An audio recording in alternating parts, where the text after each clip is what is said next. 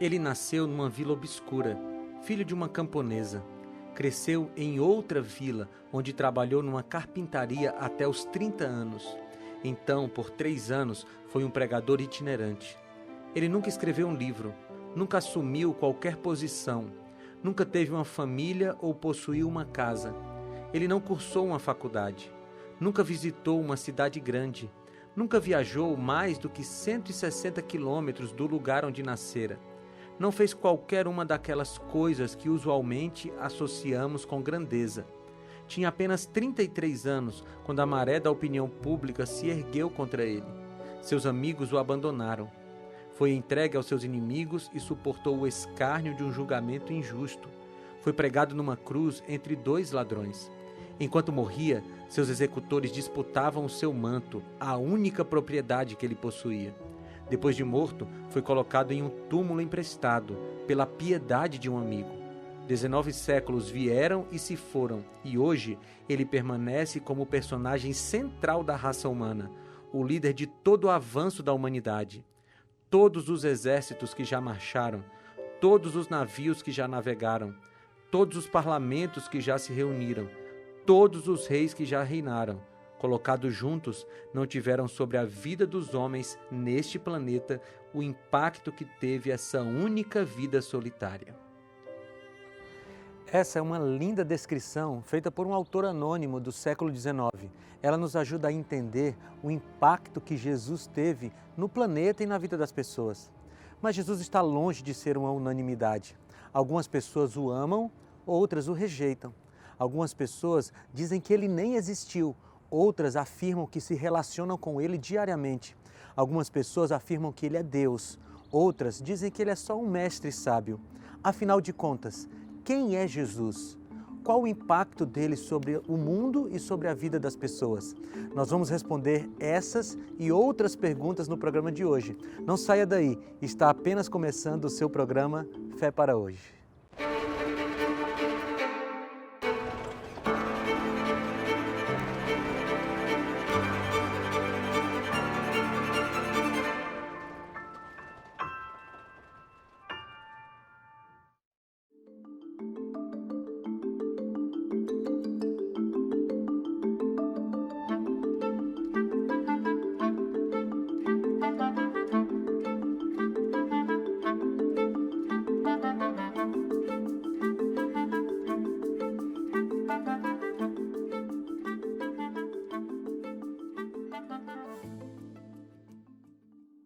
O ano era 1931. A cidade do Rio de Janeiro era o centro político-econômico do Brasil, que vivia um período de ebulição social.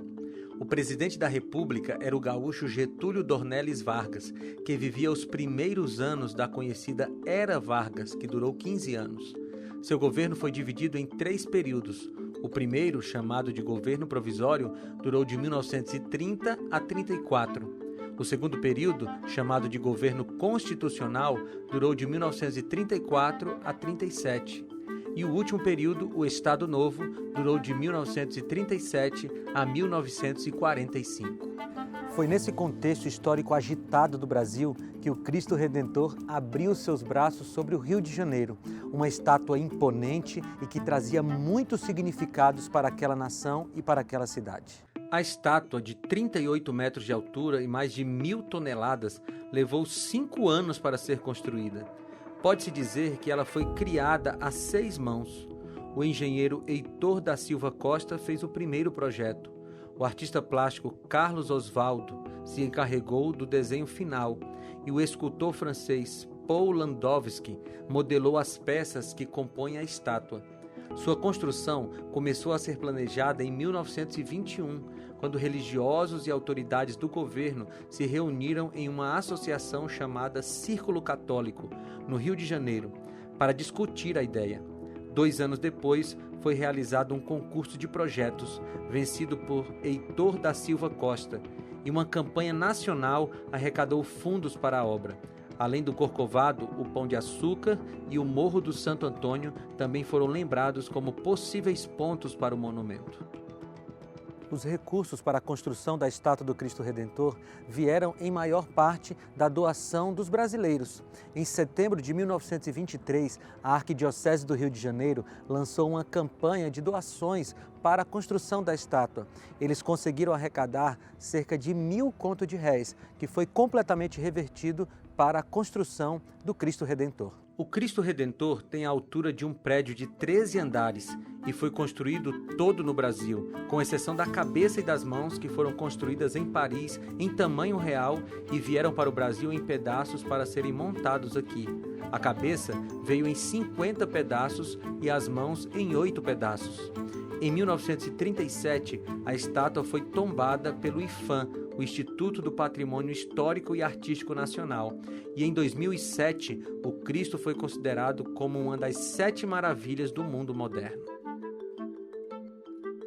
60 anos depois que a estátua do Cristo Redentor foi tombada pelo IPHAN, outra estátua foi inaugurada no Brasil. É a estátua do Cristo Luz, aqui em Balneário Camboriú. Essas duas estátuas, a do Cristo Redentor no Rio de Janeiro e a do Cristo Luz aqui em Balneário Camboriú, representam o personagem histórico Jesus Cristo. Aliás, a historicidade de Cristo, ela é inquestionável. Os mais sérios historiadores do mundo concordam que Jesus foi sim um personagem histórico. A grande questão não é se ele existiu ou não. A grande questão é quem era Cristo. Ele era Deus ou apenas um ser humano normal que passou por essa terra? Essa é uma questão fundamental para a vida de qualquer ser humano. Os psicólogos e psiquiatras dizem que se uma pessoa não sabe exatamente quem ela é, ela terá dificuldade de tratar com as pessoas ao seu redor e também consigo mesmo. Saber quem nós somos faz parte da nossa identidade e da nossa capacidade de sermos felizes. Agora, saber quem Jesus era também é uma questão extremamente fundamental. Se Cristo é Deus, nós o trataremos de uma maneira. Se Ele não é Deus, nós trataremos de outra maneira. Por isso, é preciso definir muito bem essa questão em nossa cabeça. Mas eu já te adianto, Jesus é Deus e, além de ser Deus, Ele é alguém que te ama muito.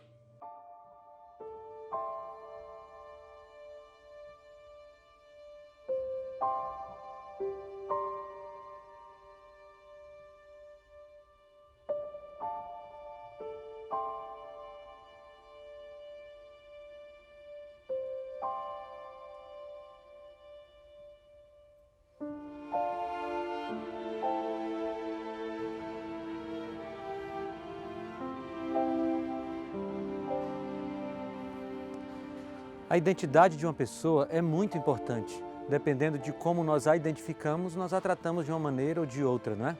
Sobre Jesus, isso se torna mais importante ainda. Saber quem Ele é extremamente importante para a maneira como nós vamos nos relacionar com Ele. Aliás, Jesus considerava a questão da sua identidade como uma questão fundamental. E olha o que Ele perguntou para os discípulos aqui em Mateus, no capítulo 16, no versículo 13. Chegando Jesus à região de Cesareia de Filipe, perguntou aos seus discípulos: quem os outros dizem que o Filho do Homem é? Essa é uma questão fundamental para o cristianismo. Quem é Jesus? E eu quero me aprofundar nela nesse programa. Nas páginas da história existem nomes de grandes homens que fizeram muitas coisas. Napoleão Bonaparte, Alexandre o Grande, dentre outros proeminentes líderes políticos e militares. Esses homens existiram e influenciaram muitas pessoas enquanto estavam vivos. Mas logo que esses homens morreram, a sua influência diminuiu muito e hoje dificilmente alguém é influenciado diretamente pela vida dessas pessoas. Com Jesus é bastante diferente. Ele viveu, morreu, ressuscitou e foi para o céu. Mas mesmo tendo vivido há mais de 2000 anos sobre esse planeta, a sua vida continua influenciando muitas pessoas. Muitas músicas, muitos filmes, muitos intelectuais se preocupam em discutir as palavras e a vida de Cristo. Só isso já deveria nos fazer perceber que Jesus é uma pessoa diferente de todas as outras que já passaram pela Terra. A sua vida, embora tenha existido sobre a Terra há muito tempo, influencia diretamente a vida de muitas pessoas ainda hoje.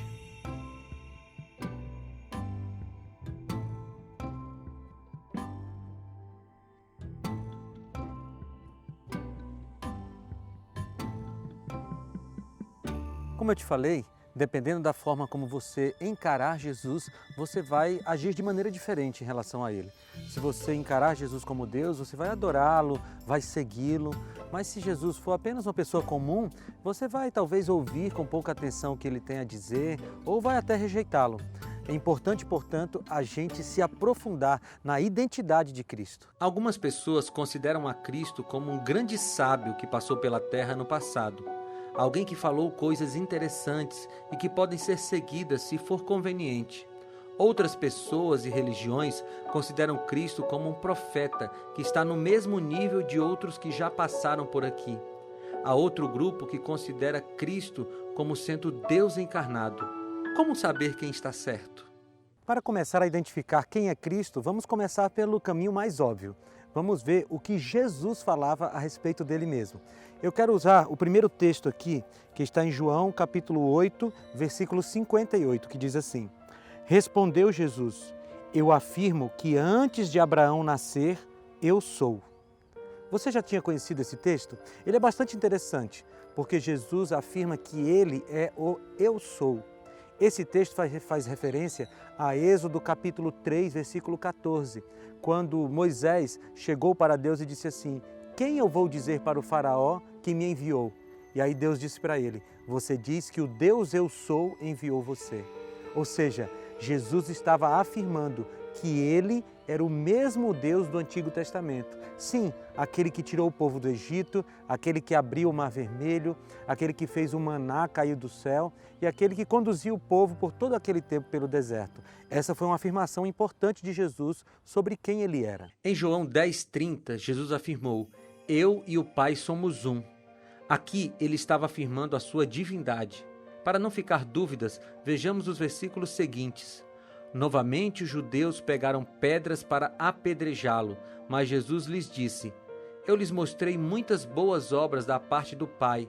Por qual delas vocês querem me apedrejar?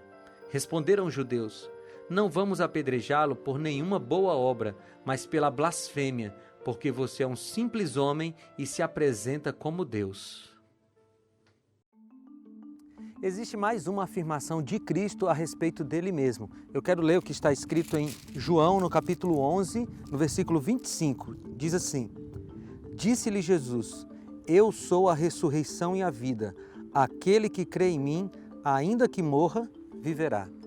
Perceba, apenas Deus poderia fazer essa afirmação, porque ele estava afirmando que ele era a própria vida, ele era a ressurreição e a vida. Ou seja, essas são 3 passagens que afirmam que Jesus era Deus, que o próprio Jesus afirmava que ele era Deus. Portanto, não existe nenhuma dúvida. Jesus dizia sobre ele mesmo que ele era Deus encarnado. Aí você pode estar pensando o seguinte: mas qualquer pessoa pode fazer essa afirmação? E eu concordo com você. Qualquer um pode chegar e dizer: eu sou Deus.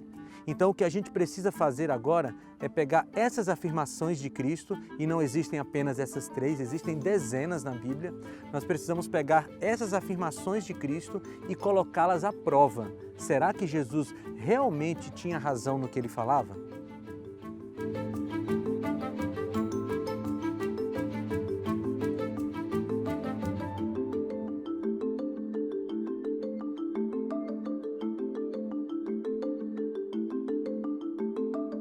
Qualquer pessoa que faz uma afirmação tão contundente sobre si mesma pode ser classificada de 3 formas. Ou essa pessoa é louca, ou é mentirosa, ou ela está falando a verdade. Sim, ela é louca porque ela está fazendo uma afirmação que não tem nenhum sentido. Ou ela pode ser mentirosa, ela está apenas inventando uma história a respeito de si mesma. Ou ela está falando a verdade. Essas são 3 possibilidades sobre Jesus. Ou Jesus era um louco que estava afirmando que era Deus, ou ele era um mentiroso e por isso estava falando que era Deus sem ser, ou realmente ele era Deus. E eu quero colocar essas 3 possibilidades à prova. Vamos começar com a possibilidade de Jesus ser um louco. Como eu não sou um especialista em doenças mentais, eu fui atrás de um especialista para nos dizer como saber se alguém é louco. O Dr. Gary R. Collins, doutor em psicologia, é mundialmente conhecido por seus livros. Estudando suas obras, é possível extrair alguns critérios que podem nos ajudar a avaliar se Jesus era louco. tais como falas incoerentes, emoções descontroladas, percepções estranhas da realidade e dificuldades nos relacionamentos sociais. Bem, se o primeiro critério para saber se alguém é louco são as falas incoerentes, nós podemos aplicar isso a Cristo. Será que Jesus tinha falas incoerentes? É lógico que não. Se você pegar todas as falas de Cristo registradas na Bíblia, você vai perceber uma coerência tremenda entre elas. Além disso, as palavras de Cristo foram tão coerentes que ainda hoje, mais de 2000 anos depois que elas foram proferidas, nós as usamos para basear a nossa vida. Muitos livros, músicas, teses doutorais foram escritas a partir das falas de Cristo. Portanto, incoerência ele não tem. Será que Jesus tinha emoções descontroladas? O psiquiatra Augusto Cury analisou a vida de Cristo a partir dos relatos do Evangelho e concluiu que Jesus poderia ser considerado o mestre da vida. Ele teve total controle sobre as suas emoções. Mesmo nos momentos de maior angústia, ele manteve o controle das suas emoções.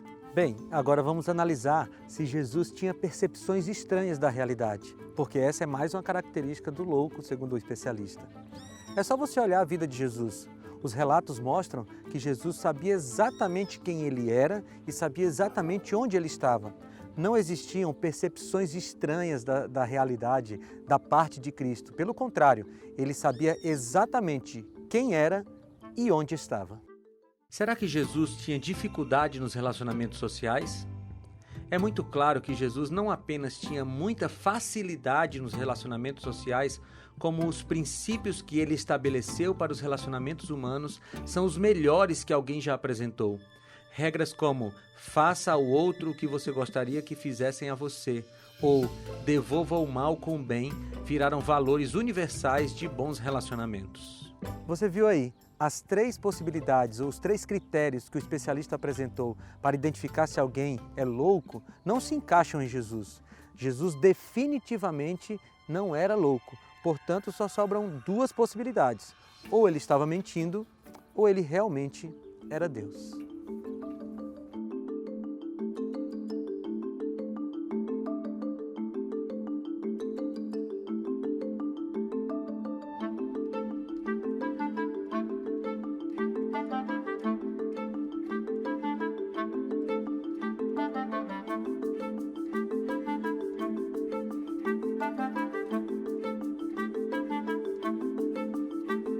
Bem, como nós podemos saber se Jesus estava mentindo ou não?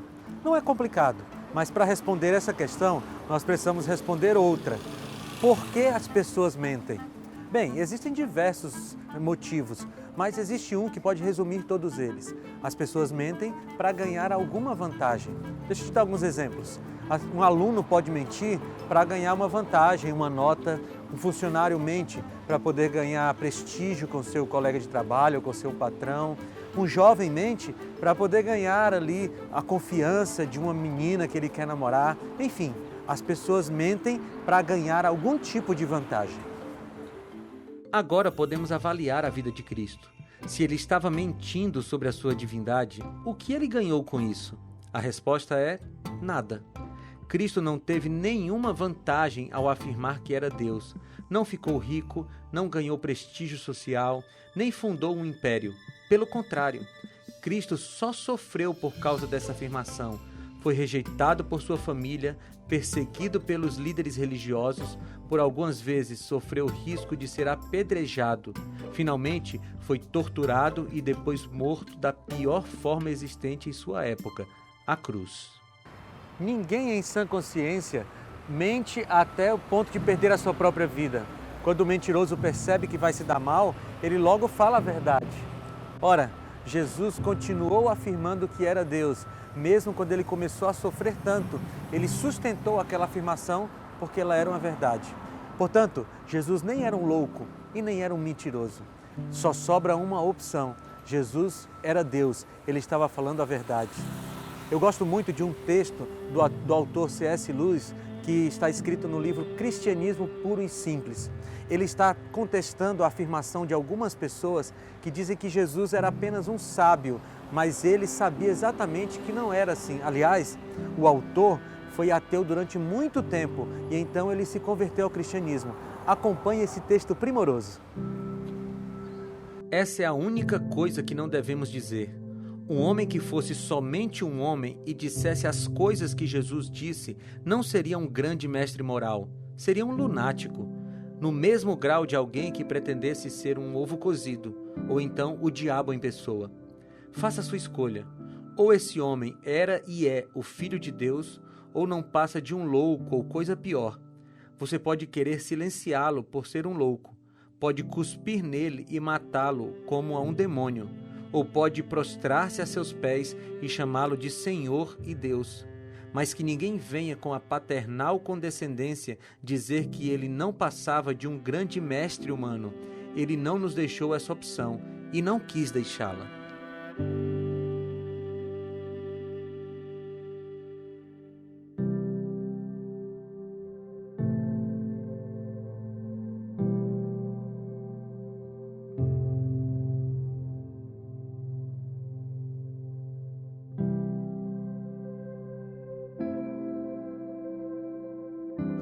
Cristo dividiu a história em antes e depois dele.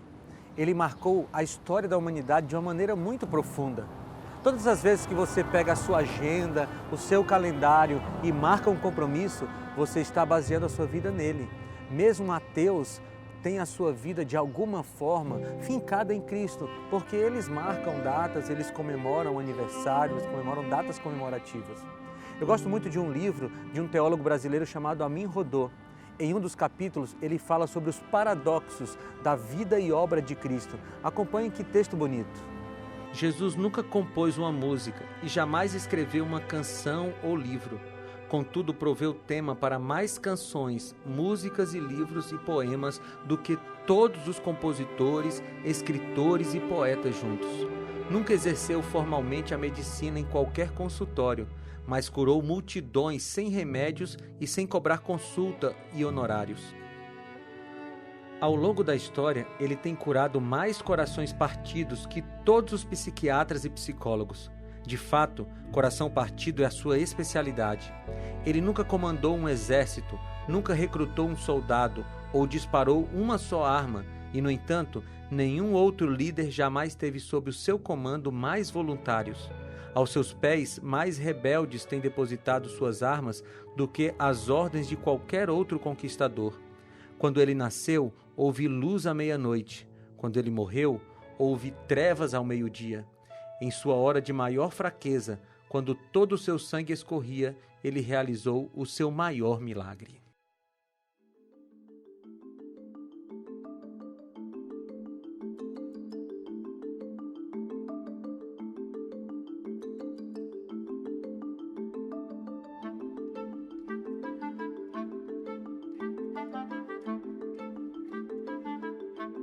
Pense novamente nas duas estátuas sobre as quais eu falei no começo do programa, o Cristo Redentor e o Cristo Luz. Porque nessas duas estátuas existem dois aspectos muito importantes da vida do Cristo histórico, do Cristo nosso Deus.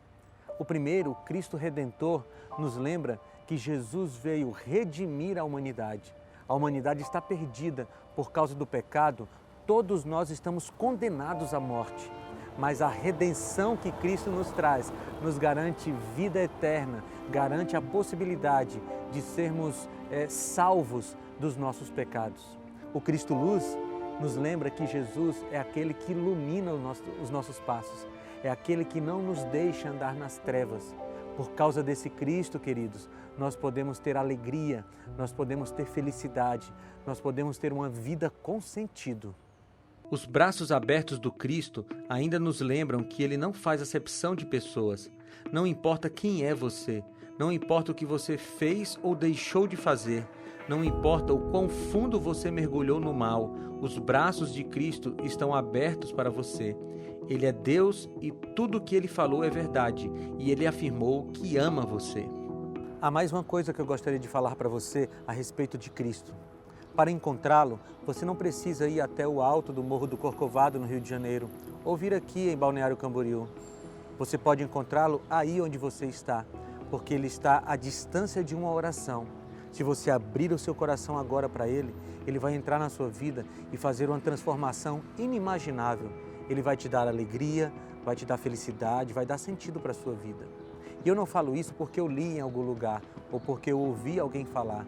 Eu falo isso porque eu tive essa experiência pessoal com Jesus e tenho a cada dia. Esse Jesus deu sentido à minha vida, me transformou, me deu perdão, me deu sentido para que eu pudesse viver feliz. Você também pode ter essa experiência. As pessoas podem até refutar os argumentos a respeito de Cristo, mas nunca refutarão a nossa experiência. Por isso eu te faço o convite nesse momento.